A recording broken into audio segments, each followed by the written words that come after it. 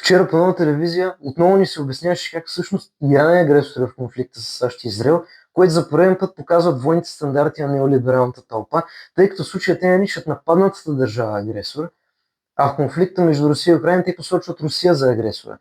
Тези неолиберални шизофреници като Лора Крумова не се интересуват каква е истината, не се интересуват от реалните причини за тези конфликти.